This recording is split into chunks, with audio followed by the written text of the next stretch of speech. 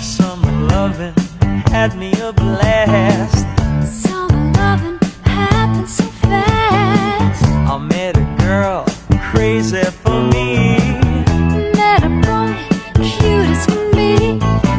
Summer days drifting away to other summer nights. Tell me more, did you get very far? Tell me more, what does he have for?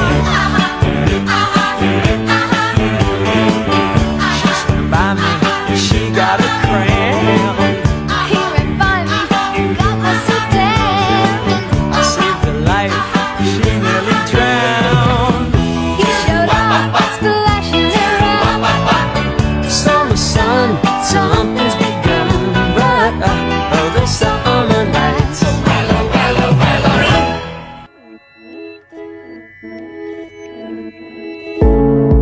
Hi B, sobrang thankful ako kay God. Finally, you're now my Mrs. Marisa Joy Acad. Imagine mo yun, dating high school crush lang kita, napatagang nililigawan, dinidate at pasimpleng inaabot na ng pudding at 4 season juice. To Michael, my love, I'm not even sure if we really met properly back then. After all, we were just 2 students in one big high school. But somehow, during the school year of June 2009, God allowed our paths to cross.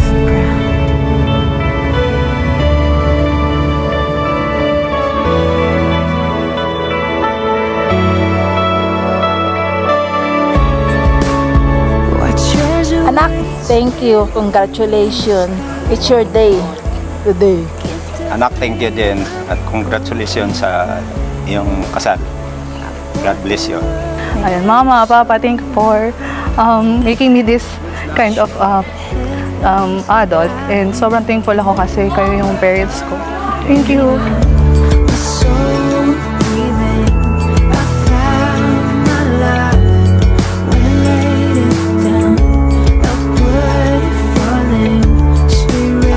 Happy para sa kanya. Diyan sila ng magandang buhay at pagmamahal. Kailangan ang mag-asawa sama kayo para tagalan na yun. Yan lang yung papasalamat lang ako dahil pinalaki niya kami ng maayos. Never kami pinabayaan ni Mama at ni Papa. Wala ako dito, wala kami kundi dahil sa kanya. Salamat.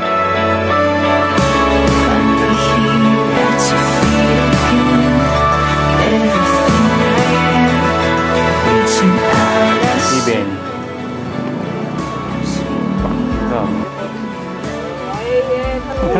Wow! Ito mapapogi ito, bro.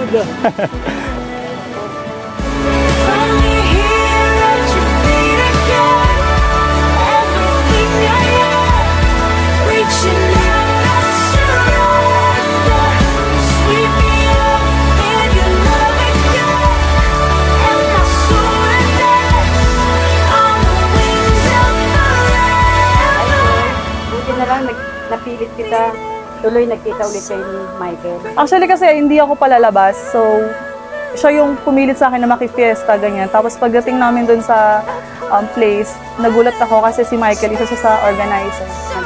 Yun, nag-hello siya sa akin, dun na nag-start. Ulit. Yeah.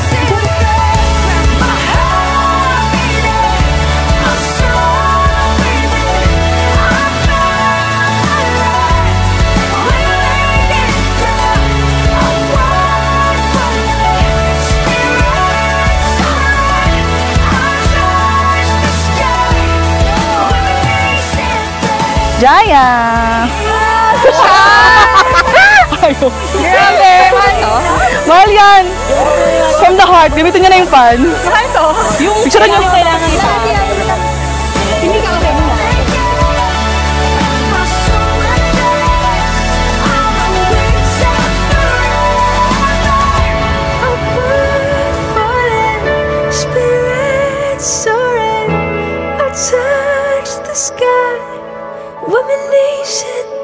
Nandito po tayong lahat, gathered today in the presence of God, at nandito po tayo in the presence of the families and friends as well. At si Marisa po at si Michael ay nandito rin, at tayong lahat po ay magiging witness in the presence of God, at tayo po we're going to bear witnesses sa kanilang pag-iisang dibdib.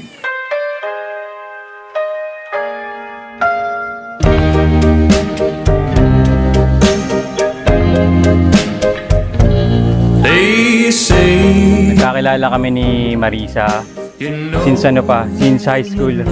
Third year high school, magka-classmate kami. Actually, magka-schoolmate kami. So, isang beses lang kami naging magkaklase. And that's it. That is third year high school. So, once lang yun. And medyo may konting Philippines, ganyan. Pero, kasi bawal ako mag-work. All I dream of is your eyes. All I long for is your touch. And darling, something tells me that's enough. Ilang years, nagkakilala kami. Yun. Kaya na nagtuloy. Tuloy-tuloy na. Hanggang sa ito na. Kakasal na kami ngayon. First of all, sobrang thankful ako sa magandang araw na to na nangyari. And syempre, hindi ko akalaing na ikakasal ako.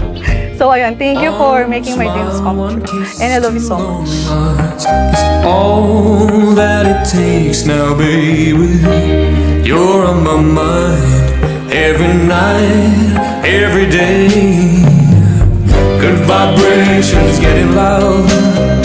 How could this be anything else?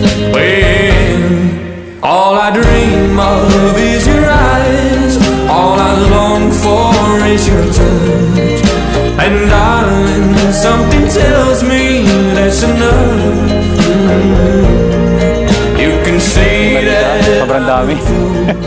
Gaya ng sobrang mahalaga niya. Tapos siya yung pinaka-ideal girlfriend talaga na kahit di mo bantayan, never gagawa ng kalokohan. Lahat ng 5 love language na yun, na gusto-support niya sa akin. And yun yung pinaka-gusto ko.